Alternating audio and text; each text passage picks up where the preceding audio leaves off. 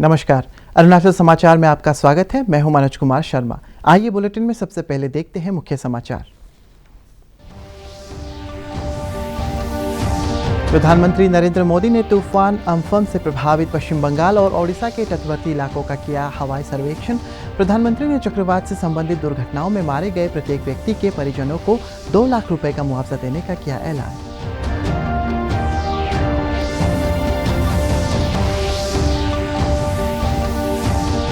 Reserve bank ने repo दर 4.4% से घटाकर 4% और रिवर्स रेपो दर 3.75% से घटाकर 3.35% की। कोविड-19 को देखते हुए ऋण के भुगतान के और 3 महीने की रियायत देने की घोषणा।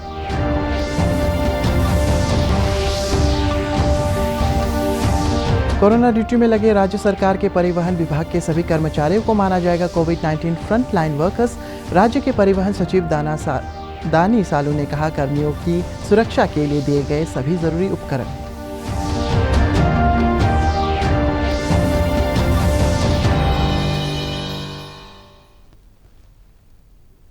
प्रधानमंत्री नरेंद्र मोदी ने आज तूफान अम्फन से प्रभावित पश्चिम बंगाल और ओडिशा के तटवर्ती इलाकों का हवाई सर्वेक्षण किया। भुवनेश्वर के बीजू पटनायक अंतर्राष्ट्रीय हवाई अड्डे पर ओडिशा के मुख्यमंत्री, राज्यपाल और आला अधिकारियों ने प्रधानमंत्री का स्वागत किया। पीएम मोदी ने अम्फन के बाद पुनर्वास कार्यों के लिए पश्चिम बंगाल को 1000 करोड़ रुपए की वित्तीय सहायता की घोषणा की। प्रधानमंत्री नरेंद्र मोदी ने भीषण समुद्री तूफान से हुए नुकसान का जायजा लेने के लिए पश्चिम बंगाल से उत्तर 24 परगना जिले के बशीरहाट में हुई प्रशासनिक बैठक के बाद ये घोषणा की। प्रधानमंत्री ने चक्रवात से संबंधित दुर्घटनाओं में मारे गए प्रत्येक व्यक्ति के परिजनों को 2 लाख रुपए का मुआवजा देने की भी घोषणा की। उन्होंने ये भी बताया कि एक केंद्रीय दल जल्द ही नुकसान का जायजा लेने के लिए इन राज्यों में पहुंचेगा। राज्य सरकार और केंद्र सरकार ने मिलकर के भरसक प्रयास किया, लेकिन उसके बावजूद करीब करीब 80 लोगों के जीवन हम नहीं बचा पाए। इसका हम सबको दुख है। अभी तत्काल जो इस संकट की घड़ी में राज्य सरकार को कठिनाई न हो, इसके लिए एक एडवांस असिस्टेंस के रूप में 1000 करोड़ रुपया भारत सरकार की तरफ से व्यवस्था की जाएगी। साथ साथ जिन परिवारों ने अपने स्वजन खोए हैं, उन परिवारों को प्रधानमंत्री राहत कोष से 2 लाख रुपया और जिन लोगों को इंजरी हुई है उनको 50,000 रुपये तक की सहायता देने का भी हम प्रधानमंत्री राहत कोष से करेंगे।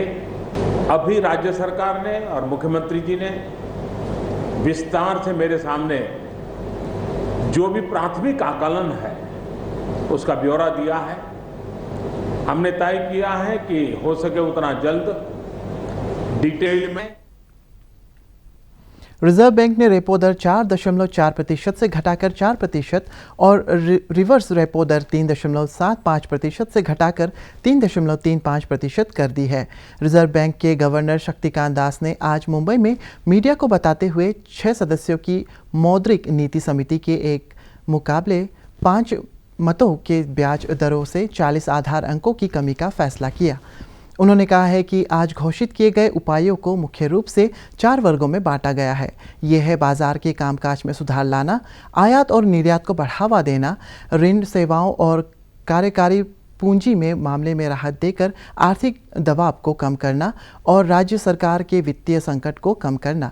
रिजर्व बैंक ने कोविड-19 को देखते हुए ऋण के भुगतान में और 3 महीने की रियायत देने की घोषणा की है, जो 31 अगस्त 2020 तक प्रभावित रहेगी। इसमें समेकित सिंकिंग फंड से निकासी को नियंत्रित करने वाले नियमों के ढील दी गई है, जिससे राज्यों को वर्ष 2020-21 से अपने बाजार उधार के 45% हिस्से के भुगतान में मदद मिलेगी। कंपनियों को बैंकों से उनकी फंडिंग संबंधी आवश्यकताओं को पूरा करने के सक्षम बनाने के लिए बैंकिंग की ग्रुप एक्सपोजर सीमा को 25 से बढ़ाकर 30% किया जा रहा है। बढ़ी हुई सीमा 30 जून 2021 तक लागू रहेगी। And associated measures.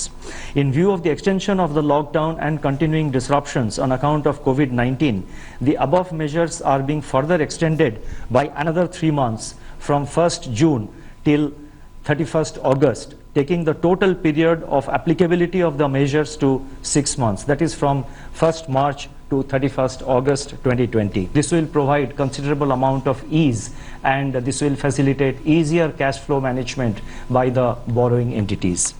On the quantum of reduction, the MPC voted with a 5:1 majority to reduce the policy repo rate by 40 basis points, 40 basis points from 4.4% to 4%.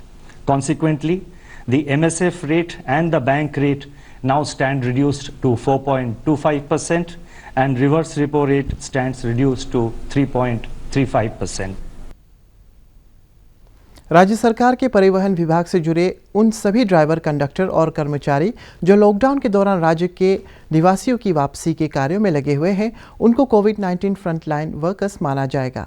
राज्य आपदा प्रबंधन और परिवहन विभाग के सचिव दानी सालू ने कहा है कि विभाग की बसें राज्य के विभिन्न निर्धारित चेक गेटों से दूसरे राज्य से आए छात्रों और अन्य कामगारों को क्वारंटाइन केंद्रों तक पहुंचाने का कार्य कर रही है और इस दौरान आने वाले यात्रियों के जरिए उन्हें संक्रमण की आशंका बनी रहती है।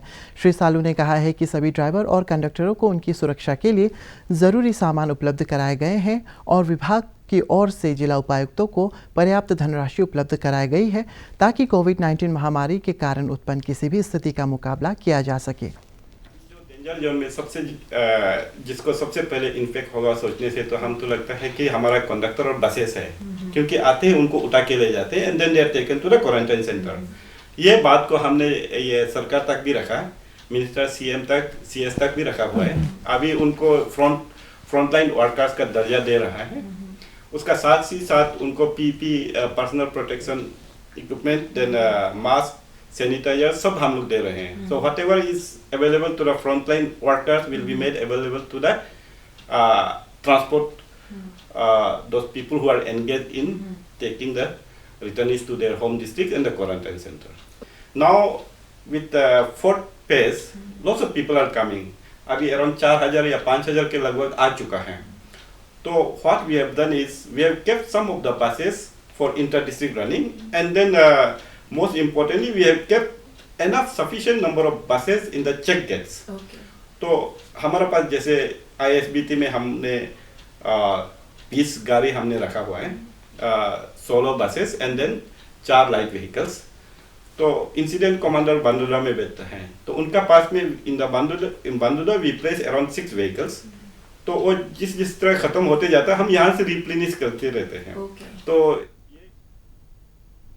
पूरी दुनिया में जैव विविधता के 34 हॉटस्पॉट हैं, जिनमें से 2 भारत के ईस्टर्न हिमालयन क्षेत्र और वेस्टर्न घाट में हैं।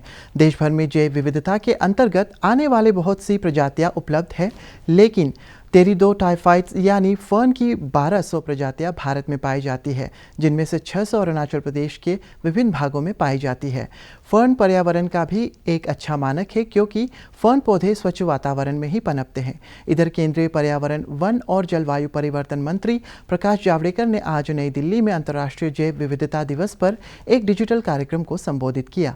उन्होंने कहा है कि विश्व के भूमि संसाधनों में भारत की हिस्सेदारी 2.5% तथा मानव और समावेशी आबादी में 16% है। फिर भी भारत में विश्व की जैव विविधता में करीब 8% योगदान दिया है।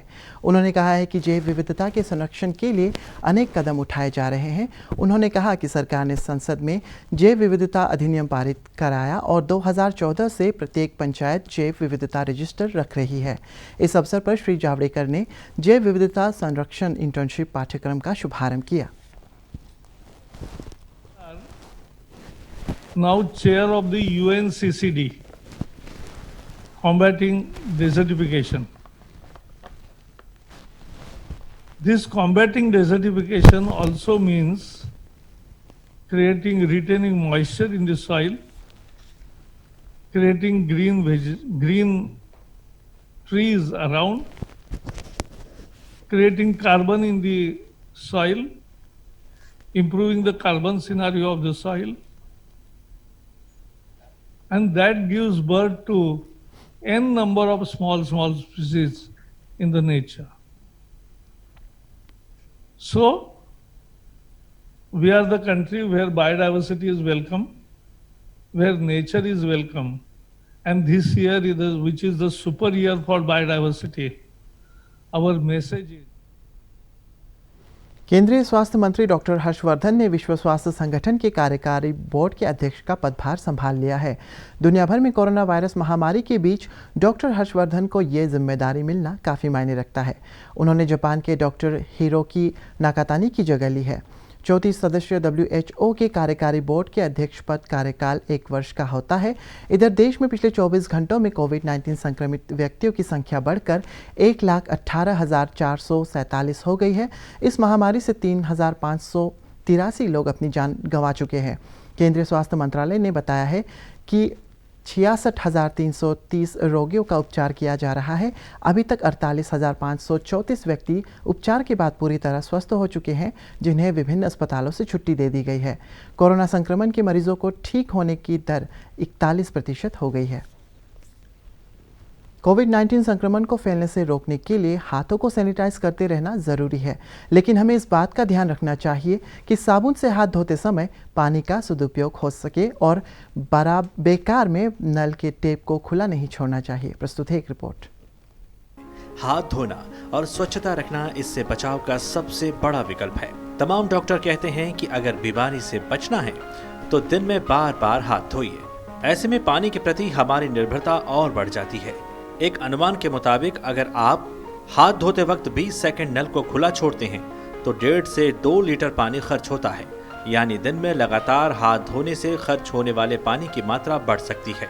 हालांकि देश भर में जारी लॉकडाउन के बीच कृषि कार्य, निर्माण कार्य, कार्यालय और कल कारखानों के बंद होने के कारण देश में पानी की खपत में काफी कमी आई है। स्वयं केंद्रीय जल शक्ति मंत्री इस बात की तस्दीक कर चुके हैं कि देश में जल भंडार गत वर्ष की अपेक्षा 56% ज्यादा मात्रा में भरे हुए हैं। लेकिन इन सब के बीच वो एक अपील भी करते हैं।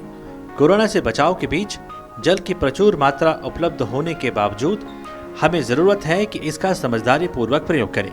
जरूरत है कि हम घर में पानी का बेहतर प्रबंधन करें। कोशिश करें कि हाथ धोते वक्त नल से पानी फालतू ना बहे। इस कोरोना के खतरे के साथ साथ में जल की महत्ता भी लोगों को एक बार वापस दिखाई दी है कि यदि बच कर रहना है तो जल भी उसका एक साधन है। लेकिन इस सब के होते हुए भी जल के प्रति हमारी जागरूकता के साथ साथ में हमारी जल का विवेकपूर्ण उपयोग करने की आदत, इसको भी निश्चित रूप से हम सबको बल देना पड़ेगा। समाज को, घर परिवार को संस्कारों में इसको निहित करना पड़ेगा कि हम पानी का चाहे एक बूंद भी उपयोग करें तो उसको विवेकपूर्ण उपयोग करें। आप ऐसा कर एक दिन में तकरीबन 100 लीटर पानी बचा सकते हैं। जरा सोचिए, कोरोना के खिलाफ जंग में घर पर सुरक्षित रहते हुए भी आप इस मुहिम का हिस्सा बन सकते हैं। अपर सुबनसिरी जिले में प्रवेश करने वाले वाहनों और यात्रियों का चेक गेट पर जांच की जा रही है। स्वास्थ्य विभाग के कर्मियों द्वारा यात्रियों की थर्मल स्क्रीनिंग भी की जा रही है। जिला चिकित्सा अधिकारी डॉक्टर टी ताकी ने जिले में संस्थागत क्वारंटीन सेंटर और होम क्वारंटीन में रह रहे लोगों के बारे में जानकारी देते हुए कहा कि स्वास्थ्य विभाग कोरोना संक्रमण को फैलने से रोकने के लिए सख्ती से दिशा निर्देशों का पालन कर रहा है। उन्होंने लोगों से स्वास्थ्य विभाग के कर्मियों के साथ इस महामारी को रोकने में सहयोग करने की अपील की। डिस्ट्रिक्ट में अपर सुबनसिरी में होम क्वारंटाइन अभी तक जितना भी किया है तो हमारा टोटल है 204 और आज तक नंबर ऑफ़ सैंपल जो हम लोग कलेक्ट किया है 93 है। और इसके अलावा अभी हमारे जो मेडिकल स्टाफ्स हमारे बाउंड्रीज में कामदेव डिस्ट्रिक्ट है, इस पे हमारा दापुरिजो से 2 किलोमीटर आगे पे हमारा नाका गेट है जिसमें हमारा ईस्ट सियांग जिला उपायुक्त डॉक्टर किन्नी सिंह ने आज व्यवसायियों के साथ बैठक कर वाहनों की पार्किंग, बाजार क्षेत्र में पार्क विकसित करने, स्वच्छता बनाए रखने और दिशा निर्देशों के पालन के मुद्दे पर चर्चा की। जिला उपायुक्त ने बाजार क्षेत्र में भीड़ को कम करने के लिए वाहनों को व्यस्त बाजार क्षेत्र से बाहर पार्किंग करने, कोविड-19 महामारी के मद्देनज़र सोशल डिस्टेंसिंग और अनिवार्य रूप से मास्क लगाने के नियमों का पालन करने की अपील की। इस अवसर पर व्यावसायिक समुदाय के प्रतिनिधियों ने जिला उपायुक्त को विभिन्न मुद्दों पर महत्वपूर्ण सुझाव दिया। जब तक वैक्सीन नहीं आ जाती, जब तक इसके केसेस स्पोरेडिक नहीं हो जाते, अभी तो एक एपिडेमिक है, पेंडेमिक का जो नेक्स्ट फेज आता है वो स्पोरेडिक फेज होता है। स्पोरेडिक मतलब कहीं कहीं से थोड़े थोड़े केसेस आते हैं, फिर उसके बाद धीरे धीरे करके तो मतलब it will go on like 4 to 5 years, आप ये समझ लीजिए, जब तक नॉर्मल सेटल हो जाएगा। तो इस टाइम पे बहुत ज़्यादा ज़रूरी है कि हमें इसके साथ रहना सीखना पड़ेगा बेसिकली ना, भीड़ भाड़ ना हो, स्प्रेड आउट हो जाए सारी चीज़ें, और उसके लिए हमें सिस्टम अगले 4-5 साल के लिए बनाने पड़ेंगे। विधायक तानिया सोकी ने दापोरिजो के सिगिन कॉलोनी में हाल ही में आग दुर्घटना से प्रभावित परिवारों को राहत सहायता के रूप में दैनिक कार्य में उपयोग होने वाले आवश्यक वस्तुओं का वितरण किया। उन्होंने प्रभावित लोगों को राहत राशि भी प्रदान की। गौरतलब है कि अपर सुबनसिरी जिले के सिगिन कॉलोनी में आग दुर्घटना से 10 घर पूरी तरह जल चुके थे।